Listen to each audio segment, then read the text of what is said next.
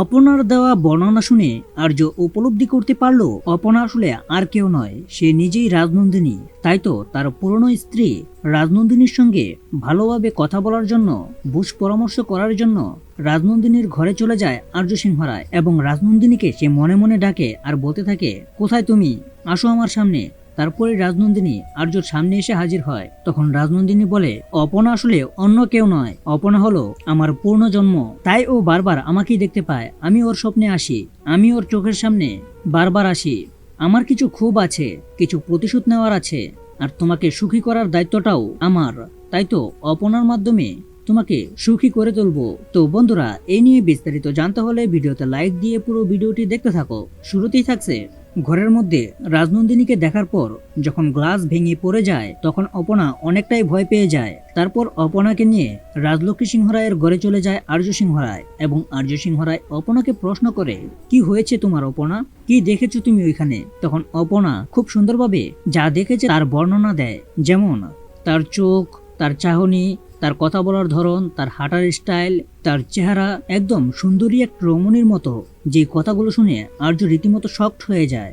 আর্য অপনার কথার মধ্যে বুঝতে পারে অপনার যে বর্ণনাগুলো দিচ্ছে সেগুলো পুরোপুরি রাজনন্দিনীর সাথে মিলে গেছে। হুবহু রাজনন্দিনীর কথাগুলোই বলছে অপনা।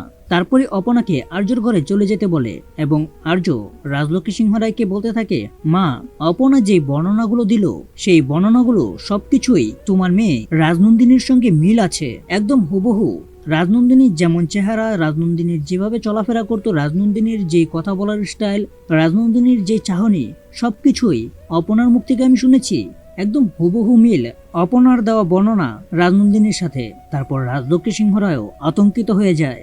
তারপরে আর্য সিংহ রায় সিদ্ধান্ত নেয় সে এখন রাজনন্দিনীর সাথে কথা বলতে যাবে। তাই তো উপরের ঘরে চলে যায়, যেখানে রাজনন্দিনীর আগের ঘরটা ছিল। সেই ঘরে ঢুকেই ভিতর থেকে দরজাটা লাগিয়ে দেয়। তখন অপনা বলে, আর্য এখনো আসছে না কেন? আমি কি খুঁজতে যাব তাকে? আমি কি নিয়ে আসবো তাকে?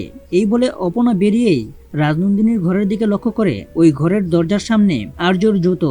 বলে, এই তো আর্য তাহলে এই রুমের ভিতর আছে।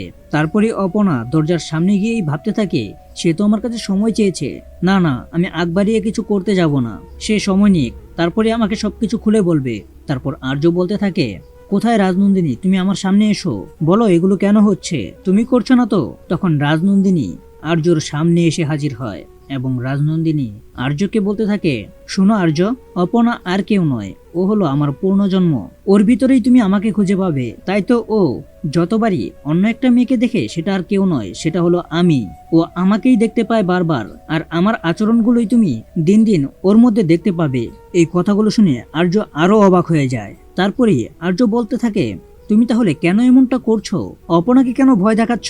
তখন রাজনন্দিনী বলতে থাকে, আমি তো অপনাকে ভয় দেখাচ্ছি না, আমি ওর মাধ্যমে আমার সাথে ঘটে যাওয়া সমস্ত অন্যায়ের প্রতিশোধ নেব। আমার মৃত্যুর পিছনে কারা কারা দায়ী সবার সাথে হিসেব নিকেশ করব আমি, এবং অবশেষে আমি তোমাকে সুখী দেখতে চাই। তাই তো অপনার মাধ্যমে যেন আমি তোমার সুখটা দেখতে পাই। আর্য যখন রাজনন্দিনীকে আবারও প্রশ্ন করতে যাবে ঠিক তখনই রাজনন্দিনী উধাও হয়ে যায়। তারপর আর্য সিংহ রায় ঘর থেকে বেরিয়ে যায় এবং অপনার সাথে সময় কাটায়। অপনাকে ভালোবেসে সে আগলে রাখে। তো বন্ধুরা, এভাবেই যদি রাজনন্দিনী অপনাকে সাপোর্ট করে আর্যর সাথে সুখে সংসার করতে দেয় এবং তার সাথে ঘটে যাওয়া সমস্ত অন্যায়ের প্রতিশোধ নেয় অপনার মাধ্যমে, তাহলে তোমাদের কার কার ভালো লাগবে তা এখনই কমেন্টে জানাও। আর এরকম নিত্য নতুন সিরিয়ালের আপডেট পেতে এখনই চ্যানেলটা সাবস্ক্রাইব করো।